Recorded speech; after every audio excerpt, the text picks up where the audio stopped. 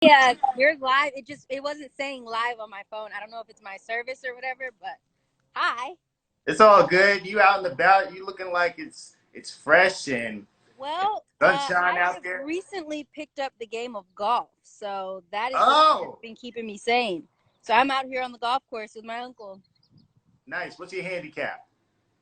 Trash. Let's not even talk about it. I'm new to golf, but when I say recent, I mean like 2 months in. So we're Two perfecting months my in. swing at the moment. What do you like about the game so far? To be completely honest, I like anything that I feel like one challenges me and is something I can get really good at. But like the sound, I was just talking to my uncle about this. The sound of that like ball hitting the club when you're hitting it Yeah. right is like, no pun intended. Um, it sounds like incredible. And then like, I mean, you're out just like, let me see if I can turn the camera around. Yeah, show us. We want to see that course. So it's not a great course, but because not the good LA courses aren't open, but it's like you're just out and about in nature shooting Mm. balls. So I have no complaints. They say golf is the great equalizer because it's not you versus any particular player. It's you versus yourself and versus the course. Versus yourself, and legitimately, so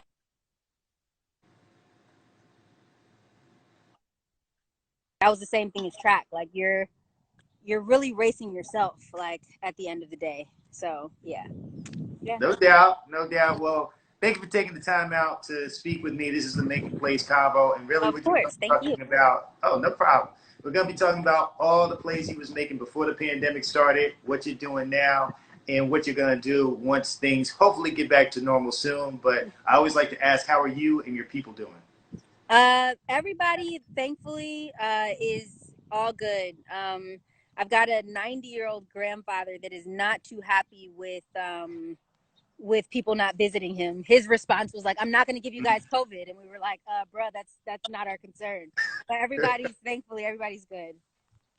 How That's about you and good. yours? We good. Everybody, staying out the way, staying indoors. Yeah, My dad, he plays golf too, so he's been getting that itch. So I think he's going out tomorrow. I feel that. Yeah. So I we feel just been that. telling them, don't touch nobody, don't get close to Exactly. nobody. Social distancing. But That's the nah, great thing about this game. yeah, exactly. We good out here.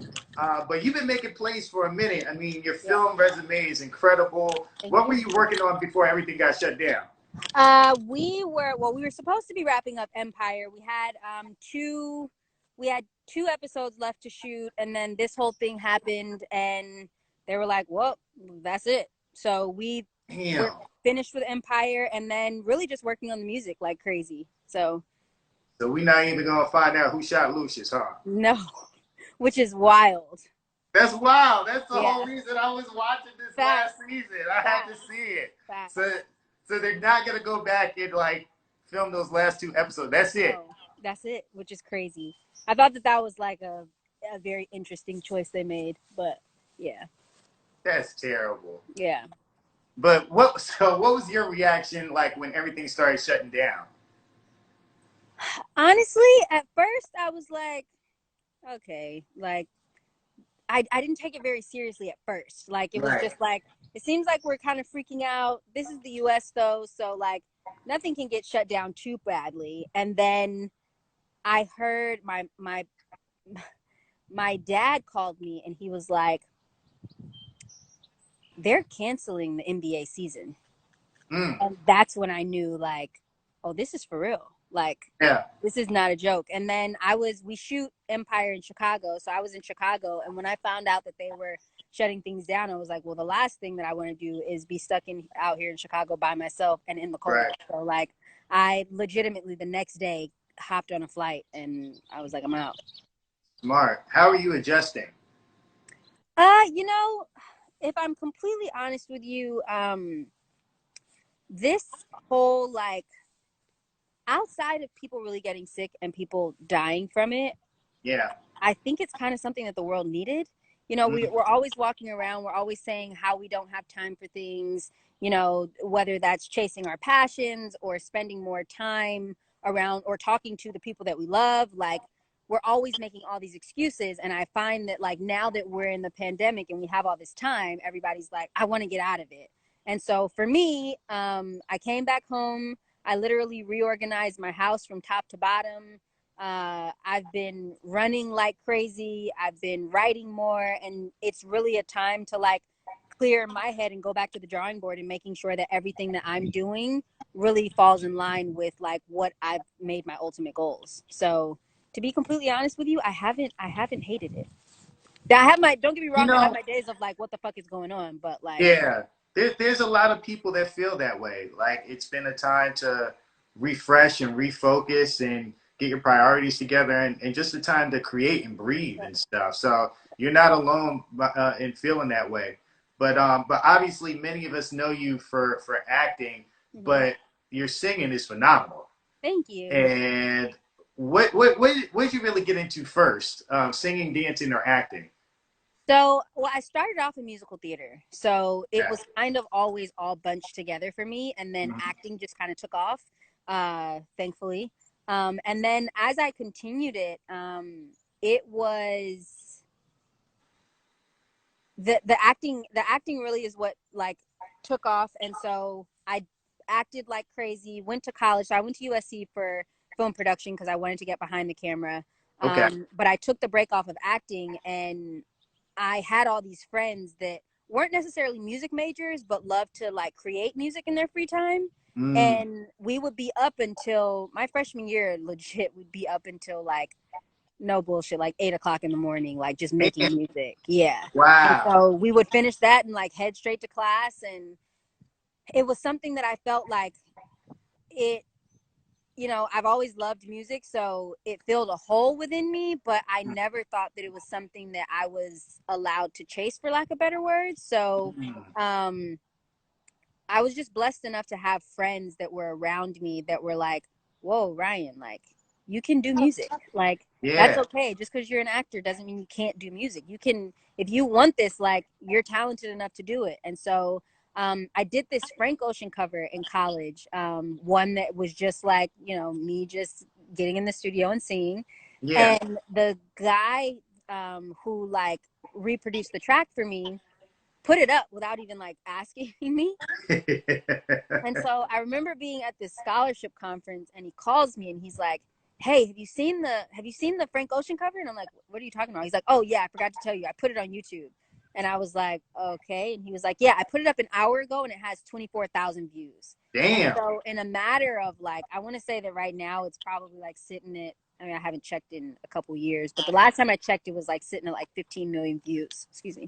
And Sheesh. yeah. And so I was friends with Eric Bellinger, Shout out and to Eric Bellinger. He's it, one of my favorite artists what slash he legitimately, songwriters. people don't understand how talented that man is. He is Like, super talented. there's music that is sitting in that computer that like would blow people's minds. So Absolutely. so he reached out to me and he was like, "Yo, Rye, like I knew you could sing, but I didn't know that you like really sang. Would Hmm. you want to come to the studio and work?" And when I tell you, I learned so much from him, like my comfort in a studio, my comfort behind a mic, and just like how I don't know that I've ever seen anybody like outside of what are the two brothers that they wrote a bunch of Rihanna stuff. Rock, I don't know. But anyway, I've never seen anybody write as fast as Eric does. And just what Yeah. comes out of his mouth and how comfortable he is. Like, I just learned so much in working with him. And then after that, things just kind of like, I started to work with different people. I started to find my sound. I started to find out what it was that I wanted to talk about. Hmm. And that was a lot of trial and error. And then, yeah, now I'm here. Now you're here. I'm here. Now you just dropped a fire song, Thank you. Weekend. And Yeah. I like the way you spelt it too. Thank you. It Thank is you. definitely a play on words. Uh-huh. Uh-huh. So is that something that you actually experienced or went through? No, not completely. Okay. You know, I've had a lot of, I'm a big like debater, conversation haver type person. Hmm. So I've had a lot of conversations with like just guys and male friends of mine, and you know, people that kind of step out on their relationships. And there was just like this through line of a lot of men saying like, yeah, okay, I may deal with a girl on the side, but like that's like, she doesn't matter. Like there's no feelings, there's no real feelings there. Like this is my main and she should be cool with that. Like I don't understand why women don't get that. And Right. my thing was like, well, your girl is the one that's at home probably like cooking your food, folding your clothes, going to the family events that she probably really doesn't want to go to. So really, does she have the better end of the deal? Like the Yeah. other girl gets to sleep with you and like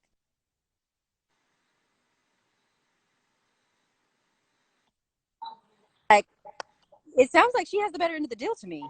And so that's kind of where the inspiration of the song came from.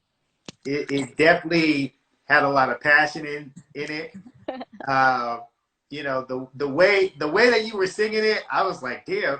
She went through some shit. Yeah, I was like, I said, who did it like that? Who had the side piece on her? Uh-huh. Now, how did the collaboration with D Smoke come about? Super organically, actually, thankfully.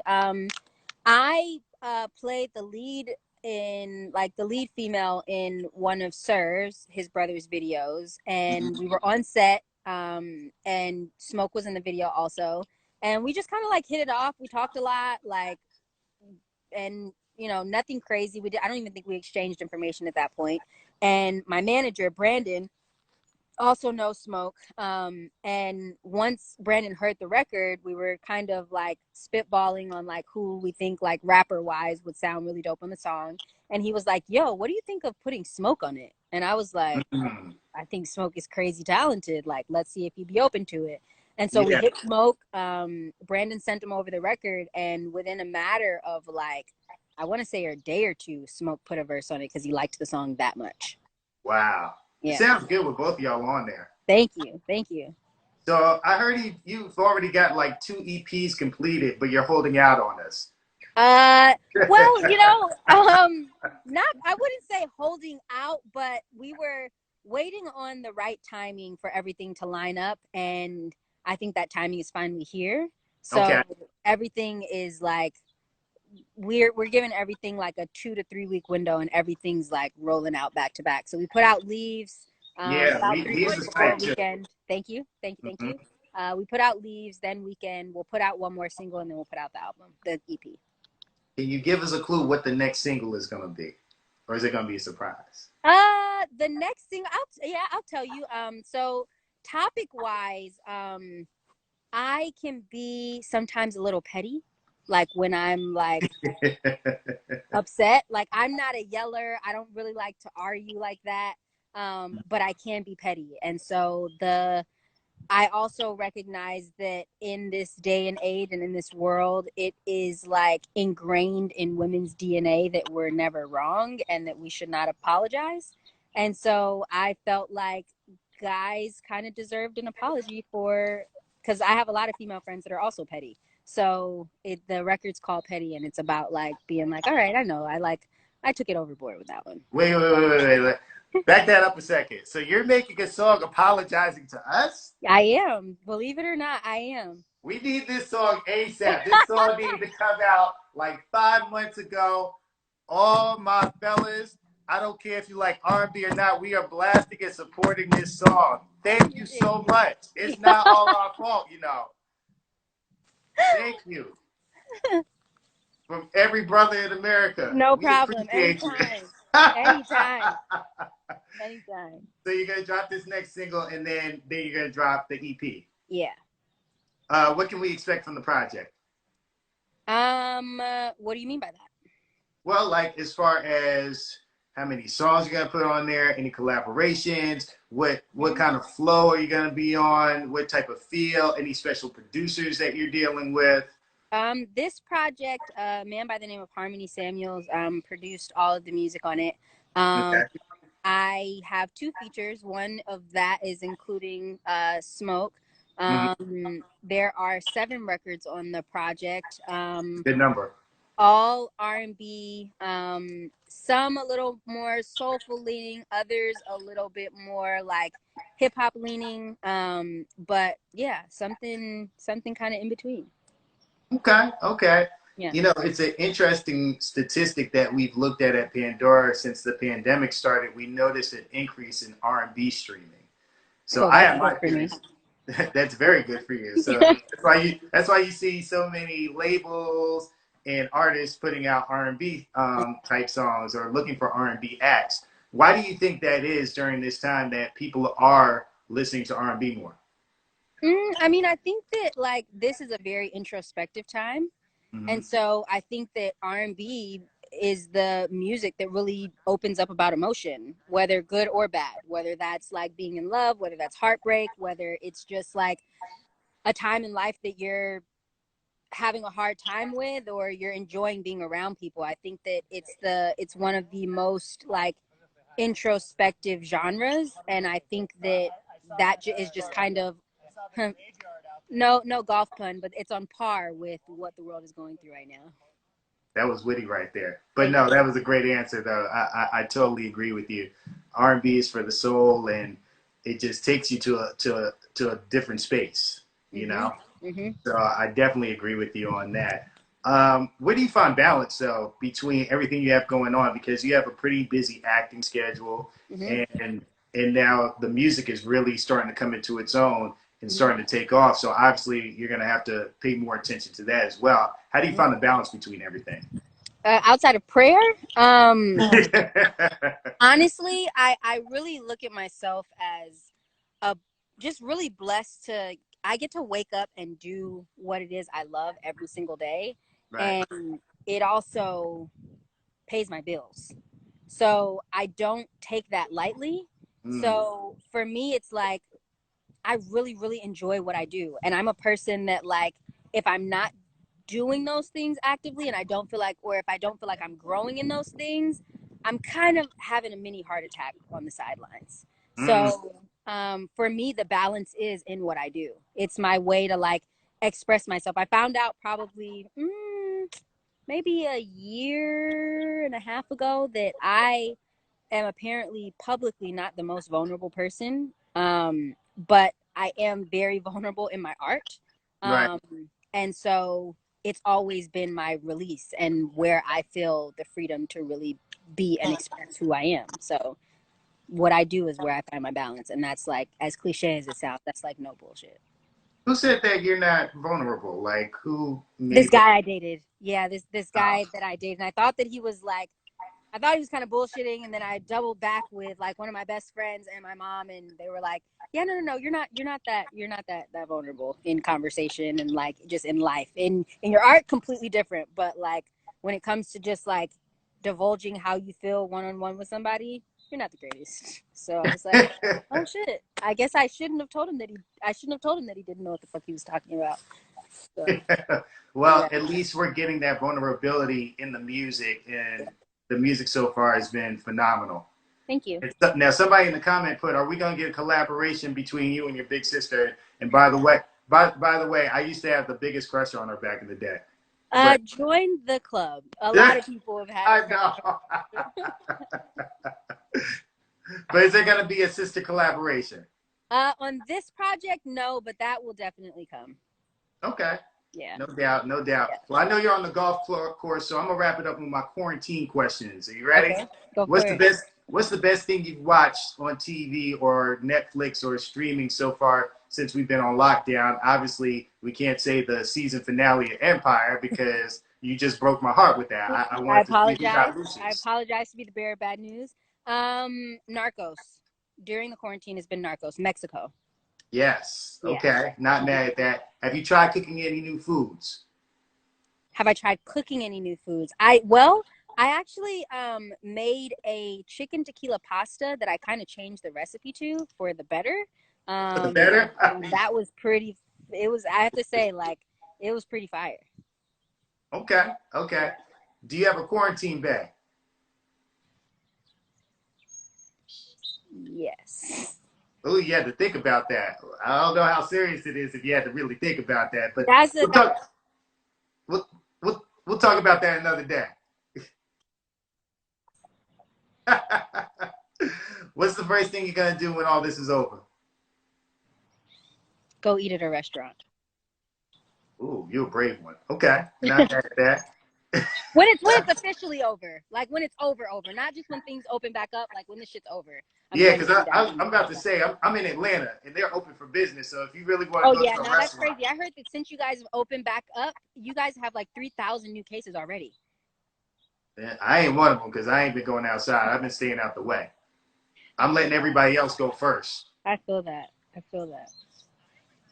And my last question, what's one bit of advice that you would give to people to help deal with this time where there's a lot of misinformation out there? We don't know who to believe.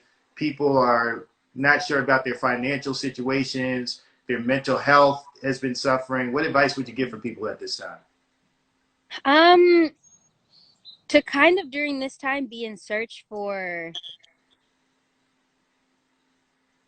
everything that like the US economy is not about, you Mm, know? So like really like spending time with self and like connecting back to the source, whether you consider that to be God or whatever you call it, like because at the end of the day, like that is where your stability and your like where that is all going to be, you yeah, know. And I think that we're constantly outsourcing for happiness, and that's not lasting.